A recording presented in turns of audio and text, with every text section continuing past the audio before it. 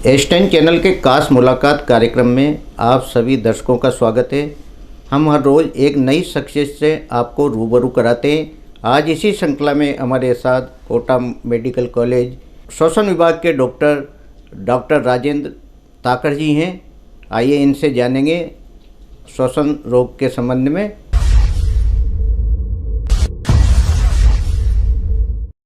Doctor साहब, आपका हमारे स्टूडियो में बहुत बहुत स्वागत है। धन्यवाद। डॉक्टर साहब, आप अपने जीवन परिचय के बारे में बताएं। आप कहाँ से, शिक्षा दीक्षा आपकी कहाँ हुई और आपने इस सेवा की तरफ समाज सेवा माने इसकी तरफ कैसे रुख किया है? देखिए, मैं मूल रूप से खाटू श्याम जी के पास में एक गांव है बाय मगनपुरा, वहाँ से रहने वाला हूँ। प्रारंभिक शिक्षा दीक्षा मेरी खाटू श्याम जी से हुई है। उसके बाद में मैंने सीकर के श्री कल्याण स्कूल से 12th क्लास तक एजुकेशन ली। उसके बाद कोटा की कोचिंग के बारे में सुना था तो मैं भी कोटा में कोचिंग करने के लिए आ गया था। सन 2001-2 में मैंने यहाँ पे तैयारी की और लकीली मेरे यहाँ से सिलेक्शन भी हो गया। फिर मैंने ऑल इंडिया पीएमटी से दार्जिलिंग से MBBS की पढ़ाई की। तत्पश्चात राजस्थान पीजी में मेरा सिलेक्शन हुआ तो मैंने पीजी उदयपुर से की 2009 से 12 के बीच में। 2012 में मेरा पीजी कंप्लीट होने के पश्चात मैंने, चूँकि मैं ग्रामीण क्षेत्र से हूँ, तो मुझे लगा एक बार ग्रामीण क्षेत्र की सेवा करनी चाहिए, तो मैंने ग्रामीण क्षेत्र की मेडिकल ऑफिसर की नौकरी ज्वाइन की। 1 साल मैंने मेडिकल ऑफिसर की जॉब की थी। उसके बाद मेडिकल कॉलेज में मेरा सिलेक्शन हो गया और राजस्थान सरकार के आदेशानुसार मेरे को मेडिकल कॉलेज कोटा आवंटित हुआ। तो 2014 से मैं मेडिकल कॉलेज कोटा में ही हूँ और डिपार्टमेंट ऑफ रेस्पिरेटरी मेडिसिन श्वसन रोग विभाग जो है उसमें कार्यरत हूँ। डॉक्टर साहब, आपको फेलोशिप अवार्ड भी मिला, क्या रीजन था उसका? देखिए, फेलोशिप मिलने के लिए कई सारी चीज़ें देखी जाती है। एक आपका कार्यानुभव कितना है, एक पर्टिकुलर फील्ड में मेरे 10 साल से ज़्यादा काम करते हुए हो गए हैं, विशेष उपलब्धियां क्या है, तो रिसर्च पे भी फोकस रहता है। मेरे करीब 60 से ज़्यादा रिसर्च पब्लिकेशन हुए हैं पिछले 5-7 सालों में। दूसरा, लगातार जो मानव सेवा है या पेशेंट्स की जो केयर है उसमें जो उत्कृष्ट योगदान होता है उसके बारे में हमारे कई सारे लोगों से फीडबैक लेके फिर फेलोशिप डिसाइड की जाती है कि अमुक लोगों को फेलोशिप दी जाएगी। तो इसी तरह से मेरी सभी गतिविधियों को देखते हुए मुझे फेलोशिप दी गई। डॉक्टर साहब, श्वसन रोग ये शरीर को कैसे प्रभावित करता है? जी, देखिए, श्वसन क्रिया जो है, यूँ कहें कि बॉडी को चलाने के लिए हार्ट और श्वसन 2 चीज़ें चलती रहना ज़रूरी है। हार्ट चलता रहेगा तो बॉडी चलेगी, हार्ट अकेला चलेगा और श्वसन तंत्र नहीं चलेगा तो भी बॉडी नहीं चलेगी। आम धारणा पब्लिक में यह है कि हार्ट से संबंधित रोगों को बहुत गंभीरता से लिया जाता है, लेकिन श्वसन या श्वसन से संबंधित बीमारियों को गंभीरता से नहीं लिया जाता। हम अक्सर देखते हैं कि किसी भी मरीज़ को दमा, अस्थमा, एलर्जी, किसी भी तरह की हम दवाई देते हैं, थोड़े दिन वो लेते हैं, जैसे ही लक्षणों में सुधार आता है वो दवाइयाँ छोड़ देते हैं। उनके दिमाग में सिर्फ ये रहता है कि हार्ट की समस्या किसी को है उनको दवाइयाँ बराबर लेनी है, शुगर की किसी को है तो बराबर लेनी है, बाकी सभी बीमारियों को नज़रअंदाज कर देते हैं। जबकि मैं यहाँ पे आपका ध्यान दिलाना चाहूँगा कि हार्ट की दवाइयों से आप हार्ट को स्वस्थ रखेंगे, लेकिन अगर आपके फेफड़े स्वस्थ नहीं रहे तो भी आपका अब तक का किया गया प्रयास है, जो हार्ट के लिए आप पिछले 8, 10, 15 सालों से दवाइयाँ खा रहे हैं, वो सब व्यर्थ है। होता क्या है, हार्ट ब्लड को पंप करता है और वो ब्लड फेफड़े में जाता है। फेफड़ा फिल्टर है, तो जो भी ब्लड फेफड़े में जाता है उसको वो क्लीन करता है, कार्बन डाइऑक्साइड को हटाता है और उसमें ऑक्सीजन मिलाता है। तो बॉडी को चलाने के लिए सबसे आवश्यक है ऑक्सीजन। ऑक्सीजन को डालने के लिए चाहिए फेफड़े। तो मेरा ये कहना है आम जनता से कि जितनी जागरूकता हृदय संबंधी रोगों से रखते हैं उतने ही आप श्वसन तंत्र से संबंधित बीमारियों के लिए भी रखें, क्योंकि अगर फेफड़ा ठीक नहीं रहेगा तो आपका हार्ट भले ही कितना ही पंप कर लो, फेफड़ा फिल्टर करेगा ही नहीं।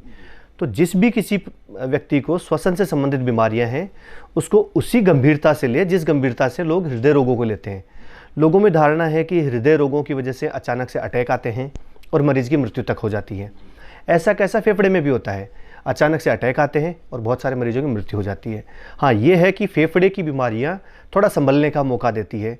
किसी को अटैक आया, दवाइयाँ दी तो धीरे धीरे वो पूरी तरह से रिकवर हो जाता है, जबकि जिसको हृदय का अटैक आता है उसको फिर दवाइयों से भी जो डैमेज हो गया है वो लगभग रिकवर नहीं हो पाता है।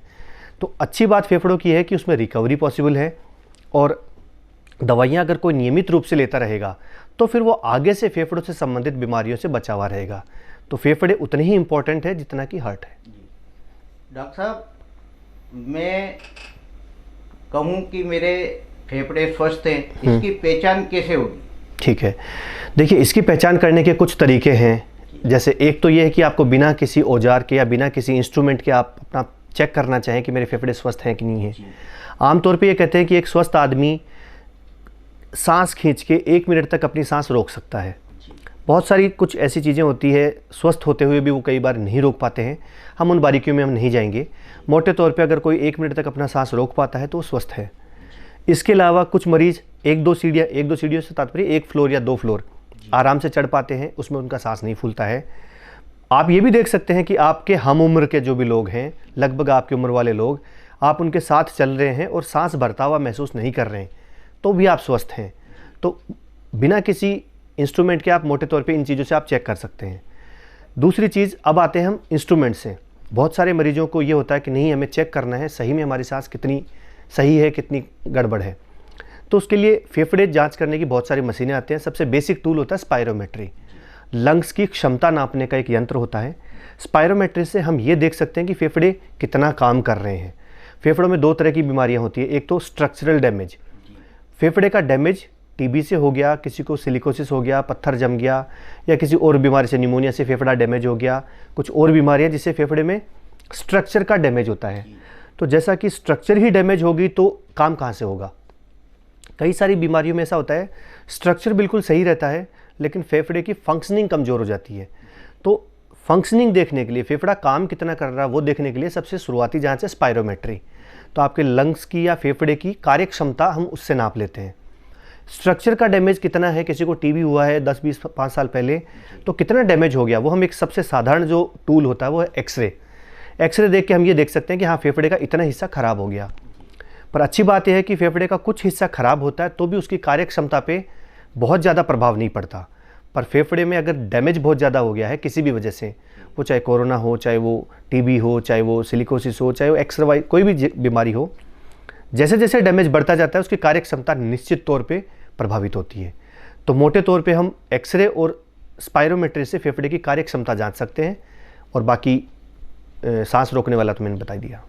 डॉक्टर ताकत साहब, ये हाड़ौती का सबसे बड़ा मेडिकल कॉलेज है और नवीन अस्पताल में भी काफ़ी मरीज आते हैं।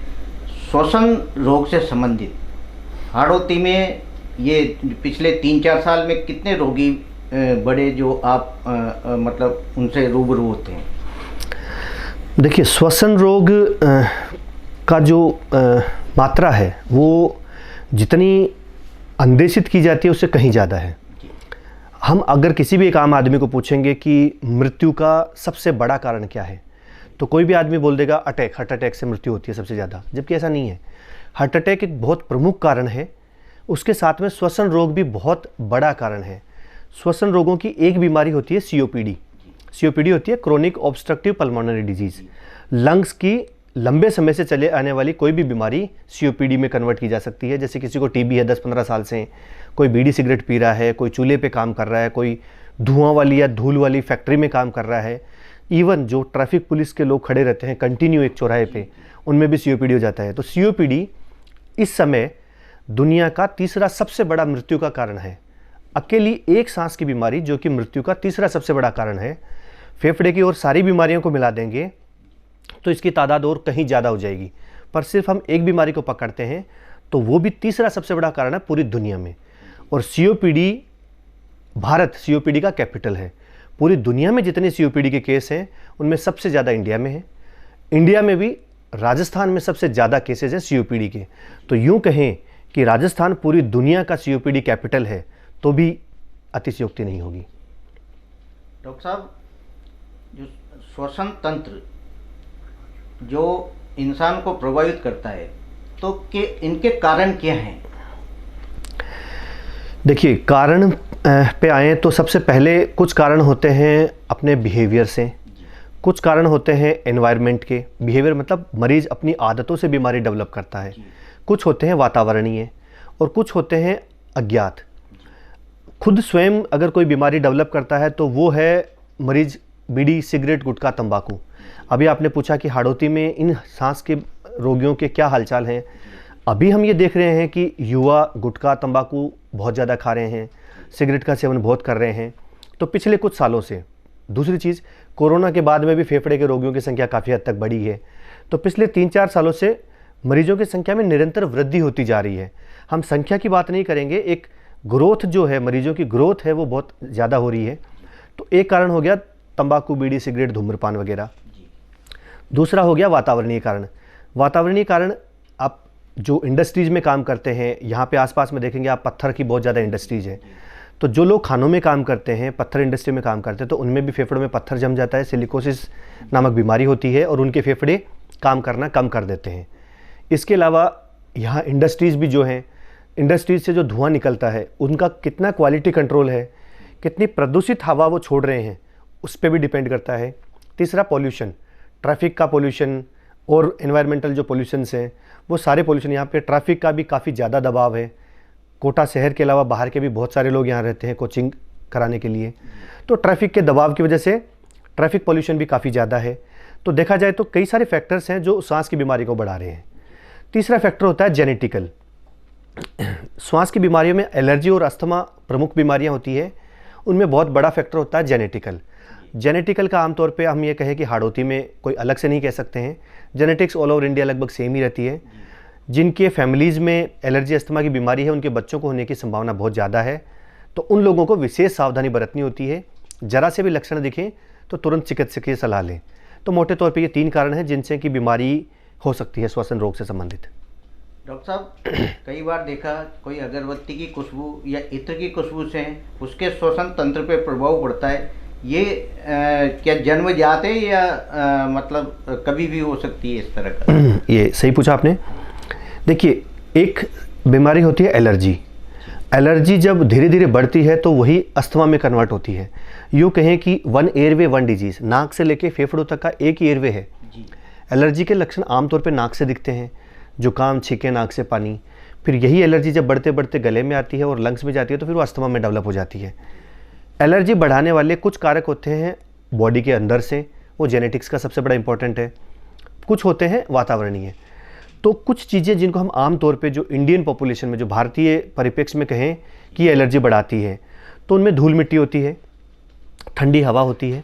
ठंडी हवा से मेरा तात्पर्य जो गाड़ी में आती है या ट्रेन में आती है, मतलब एसी की ठंडी हवा की बात नहीं कर रहे हैं।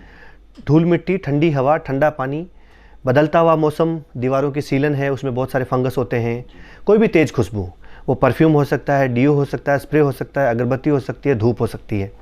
इसके अलावा घर की जमी हुई धूल, अखबार की, रद्दी की, डस्ट की, या पुराने रजाई गद्दों की, कारपेट की, पर्दों की, इन सब डस्ट से भी एलर्जी होती है मोटे तौर पे। या कोई जैसे गाँव में गेहूँ साफ़ करते हैं महिलाएँ, हर घर में गेहूँ अनाज साफ़ करती है, मसाले साफ़ करती है, मसाले पीसती हैं या सब्जी में छौंक लगाती है, तो किसी भी तरह की तेज़ खुशबू से ये एलर्जी हो सकती है। तो ये एलर्जी आमतौर पे यूँ कहें कि ज़्यादातर केसेज में जेनेटिकल होती है। कुछ केसेज में ये देखा जा रहा है कि जेनेटिकली उनकी फैमिली में किसी को एलर्जी है ही नहीं, लेकिन फिर भी मरीज में एलर्जी दिख रही है।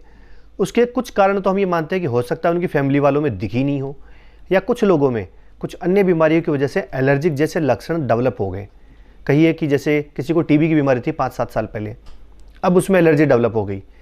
तो एक अवधारणा ये मानी जाती है कि टीबी के बैक्टीरिया के कुछ अंश बॉडी में हैं जिन्होंने एलर्जी क्रिएट कर दी। कोविड के बाद हमने देखा बहुत सारे पोस्ट कोविड पेशेंट्स में एलर्जी है। तो ये एक अवधारणा है, हालांकि इसका कोई साइंटिफिक अभी प्रमाण नहीं है, कोई बड़ी रिसर्च नहीं हुई है कि कोविड के भी जो बचे कुछ अंश हैं उससे भी एलर्जी हुई है। तो बहुत सारे फैक्टर्स हैं। एलर्जी जेनेटिकल है, लेकिन एनवायरमेंटल चीज़ें उसको बढ़ा सकती हैं। डॉक्टर साहब, कोरोना के बाद ऐसे रोगी बढ़े श्वास से संबंधित, क्या मानते हैं आप? देखिए, कोरोना पूरी तरह से अगर हम कहें प्राइमरीली एक फेफड़े की बीमारी है। कोरोना वायरस है जो फेफड़े को प्रभावित करता है। फेफड़े को किसी भी हद तक वो नुकसान पहुंचा सकता है। हमने देखा बहुत सारे घरों में मरीजों की जानें भी गई है, बहुत सारे मरीजों को अभी तक बीमारियां चल रही है, ज़्यादातर मरीज रिकवर हो गए हैं। तो कोई भी जो वायरल डिजीज़ होता है वो आम तौर पे अगर हम बात करें फेफड़ों के संदर्भ में, तो जब फेफड़े को इन्फेक्ट करता है तो लगभग रिकवरी हो जाती है।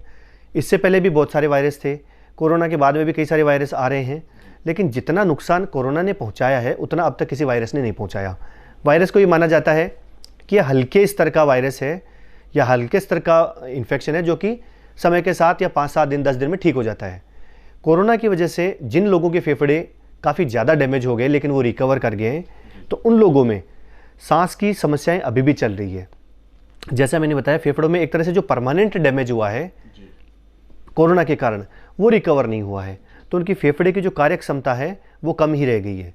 तो बहुत सारे मरीज अभी कोरोना के बाद से एक नई कैटेगरी जुड़ गई फेफड़ों में कि पोस्ट कोविड पेशेंट है। पोस्ट कोविड का मतलब है इनके फेफड़े डैमेज हो रखे हैं और अब इनको कुछ न कुछ दवाइयों की निरंतर आवश्यकता है जिससे कि इनका काम सही से चल सके। मतलब रेगुलर उसको दवा लेनी जरूरी है। बिल्कुल, जो फेफड़े एक तरह से डैमेज हो गए हैं तो हमें उसकी रिकवरी के लिए कुछ न कुछ थोड़ा बहुत देते रहना पड़ता है ताकि उसको लक्षण महसूस नहीं हो। डॉक्टर साहब, ये जो आपने बताया एलर्जी, तो ये एलर्जी की कोई जांच होती है? जैसे मान लो किसी को एलर्जी से इस तरह का रोग है जी, तो उसकी क्या जांच होती है? देखिए, एलर्जी के लिए एक तो हम अपने परिप्रेक्ष्य में बात करें कि सब लोग अफोर्ड भी नहीं कर पाते हैं, फाइनेंशियल भी प्रॉब्लम्स होती हैं, तो सबसे महत्वपूर्ण चीज़ तो हम ये बता देते हैं मरीज़ को 90% जो भारतीय पॉपुलेशन है उसमें एलर्जी इन्हीं चीज़ों से होती है। ठंडी हवा, ठंडा पानी, धूल मिट्टी, धुआं, तेज़ खुशबू, परफ्यूम, डिओ स्प्रे, बदलता हुआ मौसम, अगरबत्ती, धूप, दीवारों की सीलन, अखबार रद्दी की डस्ट, पुराने रजाई गद्दे, पुराने सोफ़े, गेहूँ साफ़ करना, मसाले साफ़ करना, मसाले छानना। हम सलाह देते हैं कि इनसे दूर रहो। मुझे पता है कि बहुत सारे लोगों के लिए इन सब चीज़ों से दूर रह पाना मुश्किल है। हम बढ़िया से बढ़िया या ज़्यादा से ज़्यादा हम ये कर सकते हैं कि एक सिंपल जो मास्क होता है, घर से जब भी बाहर निकलें, सड़क की धूल, बाज़ार की धूल, बाज़ार का पोल्यूशन, एक सिंपल जो मास्क होता है ट्रिपल लेयर मास्क 5-7 रुपये का आता है, वो लगा लेंगे तो 90% एलर्जी से संबंधित रोगों का बचाव कर सकते हैं। ये हो गया एक नेचुरल तरीका जो लगभग सब में है। फिर कुछ मरीजों को हम एलर्जी पहचानने के लिए बोलते हैं कि आप नोटिस करो, आज आपने चॉकलेट खाई है और आपको प्रॉब्लम हो रही है, खांसी की, जुकाम की, या बॉडी में दाफड़ की या कुचर की, तो ये मानते हैं कि चॉकलेट या चॉकलेट में ऐसा कोई इंग्रेडिएंट है जिससे कि आपको एलर्जी है, तो आप चॉकलेट अवॉइड करो। कुछ और चीज़ें, किसी ने आज सोयाबीन खाई और उससे उसको एलर्जी हुई, तो हम ये मानते हैं कि शायद आपको सोयाबीन से हुई है। ऐसे करके कुछ कुछ चीज़ें हम और पहचान सकते हैं। उसके बाद आते हैं हम टेस्ट की। तो 2 तरह से एलर्जी टेस्ट होते हैं। एक होता है ब्लड से सैंपल लेके एलर्जी टेस्ट, वो थोड़ा कम भरोसेमंद है। उसमें आपका ब्लड आपकी बॉडी में अलग तरह से रिएक्ट करेगा और आपका ब्लड लेबोरेटरी में अलग तरह से रिएक्ट करेगा। हालांकि ये कम पीड़ादायक है, एक ब्लड का सैंपल लेते हैं और एलर्जी टेस्ट हो जाते हैं। फिर भी इसमें मैं पर्सनली मेरा ये मानना है कि आप एलर्जी टेस्ट 100 चीज़ों की करा लेंगे, 200 की करा लेंगे, दुनिया में तो लाखों चीज़ें हैं, अनंत चीज़ें हैं। कोई एक मैगी मसाला आता है, उसमें 50 तरह के मसाले हैं, तो आप किस किस चीज़ का टेस्ट करेंगे? तो एक टेस्ट ये हो गया। बहुत सारे लोग जब बोलते हैं कि नहीं हमें पता ही करना है कि किस चीज़ से प्रॉब्लम है, तो कुछ कुछ चीज़ें उसमें आइडेंटिफाई हो जाती है, बट वो हम एक रूटीनली नहीं बोलते हैं कि आप जाके टेस्ट कराओ। बहुत सारे लोग करा के रख लेते हैं। कुछ चीज़ें हैं जो कि अवॉइड करना पॉसिबल ही नहीं है, जैसे पौधों के परागकण। ये हर जगह जहाँ भी आप एलर्जी की बात करेंगे पौधों के परागकण का संदर्भ जरूर आएगा, पर जैसे बरगद के पेड़ के परागकण हैं, आप कुछ नहीं कर सकते। आप घर के आसपास के बरगद हटा सकते हो, पूरे मोहल्ले के या पूरे गांव के बरगद नहीं हटा सकते। या यूकेलिप्टस के पौधे गांव में होते हैं, उनके परागकणों से एलर्जी होती है। एक घास होती है गांव में, गाजर घास जिसको बोलते हैं, उससे बहुत लोगों को एलर्जी हो सकती है। तो आप बचाव ये कर सकते हैं कि मास्क लगा लो। आप पूरे गांव की गाजर घास साफ़ नहीं कर सकते। तो प्रैक्टिकली एलर्जी टेस्ट का यूटिलिटी कुछ नहीं होता है, मरीज को सिर्फ ये तसल्ली हो जाती है कि हाँ मेरे को इस चीज़ से एलर्जी है। दूसरा एलर्जी टेस्ट होता है स्किन प्रिक टेस्ट। उसमें स्किन में छोटे छोटे निक लगा के एलर्जी टेस्ट होता है। वो सेंसिटिव बहुत होता है, मतलब उससे एलर्जी टेस्ट में अगर पॉजिटिव आ रहा है तो मतलब आपका पॉजिटिव है। आपको उन चीज़ों से फिर बचाव करना पड़ेगा। जितना संभव हो सकता है आप बचाव करें, जो संभव ही नहीं है वो तो कोई कुछ कर ही नहीं सकता, उसके लिए मास्क लगाएं। तो इन चीज़ों से हम एलर्जी का बचाव भी कर सकते हैं। डॉक्टर साहब, श्वास रोग में दमा सबसे घातक बीमारी है जी, तो इसके बचाव के लिए रोगी को क्या करना चाहिए? अरे ये होता कैसे? देखिए, श्वास रोगों का नामकरण थोड़ा सा कंफ्यूजिंग है, स्पेशली राजस्थान में, अपने कंटेक्स्ट में, हाड़ौती एरिया में। 3 बीमारियां हैं जिनको मैं बताना चाहूँगा। एक होता है अस्थमा। अस्थमा आम जनता भी जानती है। एक होता है COPD। तो क्लियर सेंस में बात करें तो 2 ही बीमारियां हैं। अब आम जनता अस्थमा को भी दमा बोल देती है, COPD को भी दमा बोल देती है। तो दमा एक तरह से दोनों बीमारियों को सामूहिक रूप से बोल दिया गया है। हम हमारे सेंस में बात करें तो अगर किसी को अस्थमा है तो मेडिसिन के साथ में वो कंट्रोल किया जा सकता है पूरी तरह से, टोटली। कुछ मरीजों में 4-6 महीने की दवाई के बाद में दवाइयाँ बंद भी हो जाती हैं। एक धारणा ये बनी हुई है जनता में कि किसी को भी अगर हमने पंप दिया, इन्हेलर दिया, तो वो ताउम्र चलेगा, जबकि ऐसा नहीं है। दूसरी वाली जो वैरायटी है COPD वाली, तो COPD वाली बीमारी होती है धूम्रपान से, चूल्हे पे काम करने से, धुआं से संबंधित किसी फैक्ट्री में काम करने से, हलवाई या जो भट्टी पे काम करते हैं, सड़क पे खड़े रहने वाली जो ट्रैफिक पुलिस दिन भर धुआं में 5-10 सालों से हैं, तो इस तरह के वातावरण में रहने वालों में COPD होती है। तो उन मरीजों में भी लक्षण होगा सांस भरना, अस्थमा वालों में भी लक्षण होगा सांस भरना, पर दोनों अलग अलग बीमारियां हैं। COPD वाली बीमारी रिवर्स नहीं होती है, जितनी बढ़ गई है उतनी बढ़ गई है, फेफड़े में जो डैमेज होना है वो डैमेज हो गया है। तो इस चीज़ के लिए लोगों ने ये बना लिया कि दमा दम के साथ जाता है। तो ये नहीं बोलेंगे अगर दमा अस्थमा के कारण है और आपने दवाई ली तो संभवतः 4-6 महीने के बाद में आपकी दवाइयाँ बंद भी हो सकती है। आखिर में हम एक दवाई लिखते हैं कि ये आप आवश्यकता के हिसाब से लेना। कुछ मरीजों में हफ्ते में 15 दिन में 1-आध बार आवश्यकता पड़ती है, तो उनका काम चलता रहता है।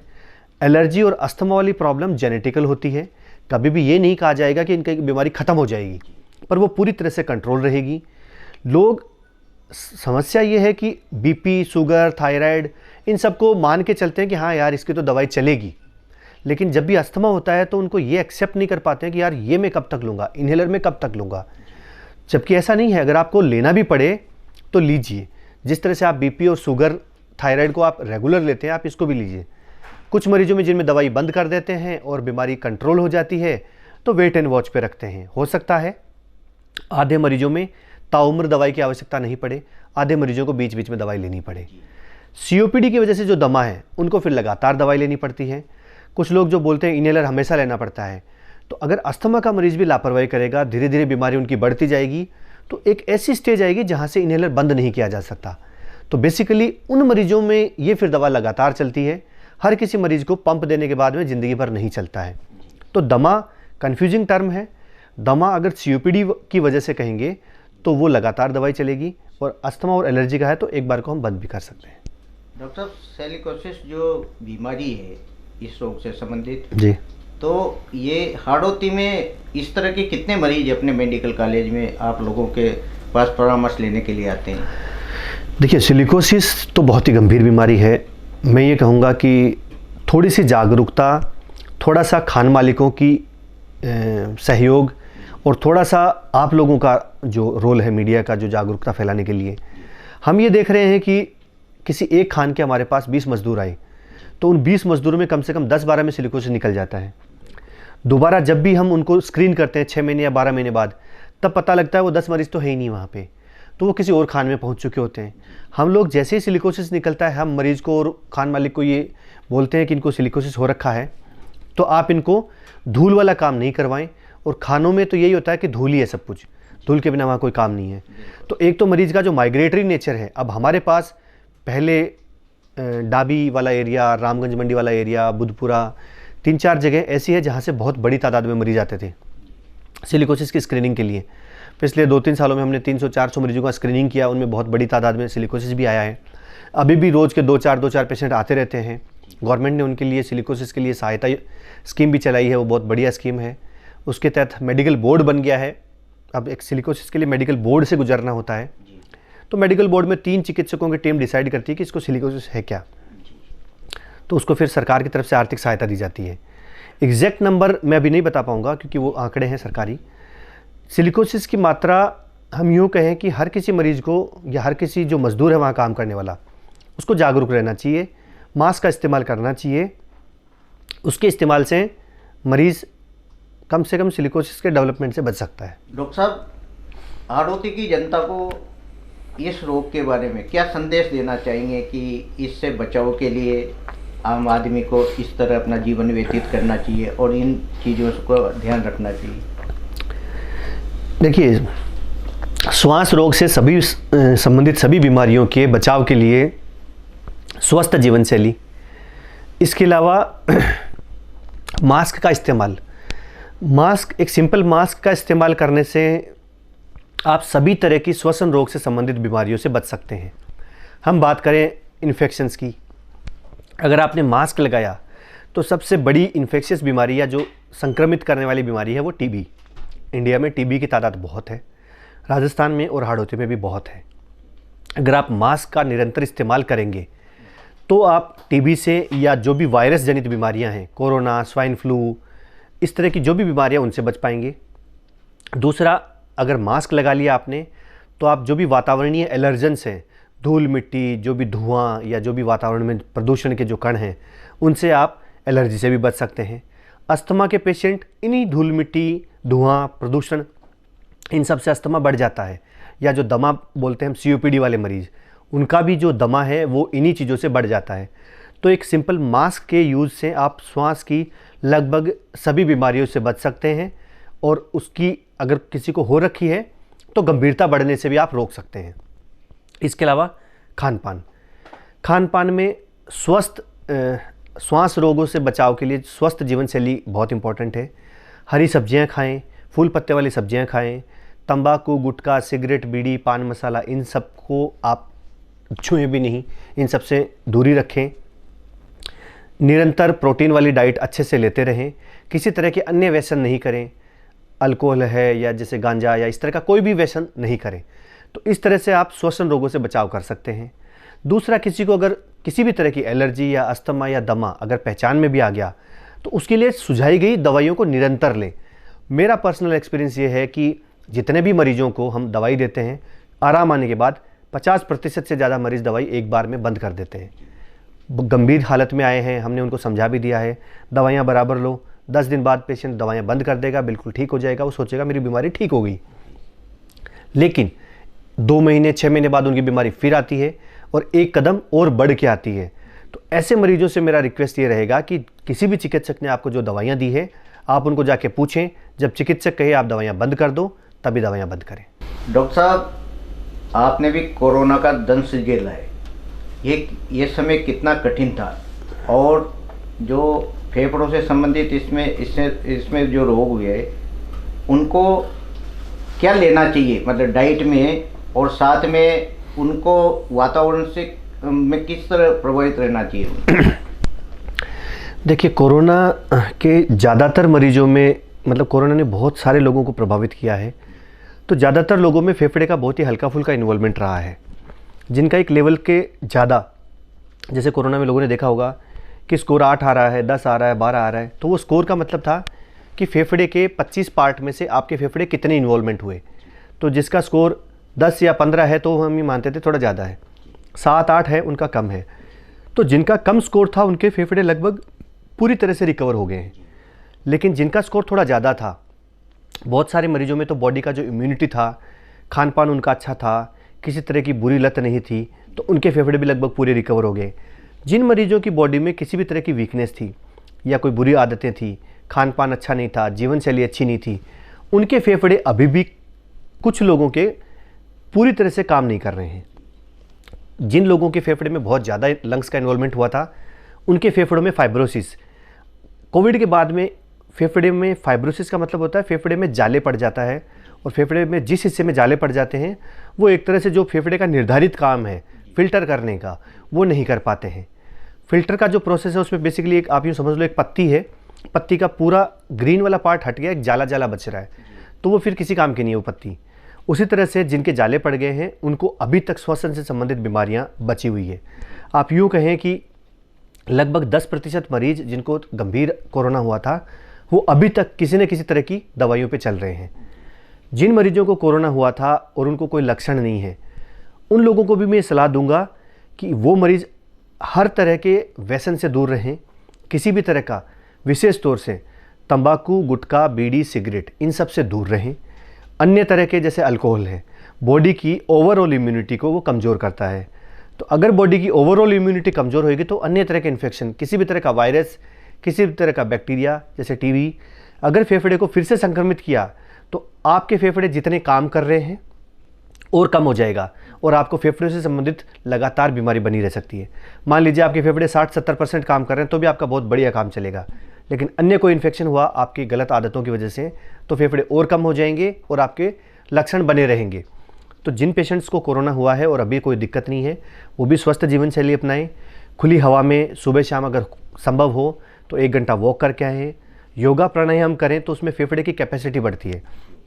साइंटिफिक एविडेंस है कि जो लोग भी फेफड़े को जो गहरी सांस खींच के जितना देर रोक पाते हैं और अपनी क्षमता को बढ़ाते जाते हैं तो उनके फेफड़े लंबे समय तक स्वस्थ रहते हैं। कोई विशेष एक्सरसाइज नहीं करनी है, आप सिंपल खुली हवा में वॉक करेंगे और गहरी सांस लेके ज़्यादा से ज़्यादा देर रोकने की कोशिश करेंगे, फिर छोड़ देंगे। तो एक तरह से इस व्यायाम से फेफड़े के फैलने की क्षमता बढ़ती है और वही फेफड़े की टोटल कार्य क्षमता को दर्शाती है।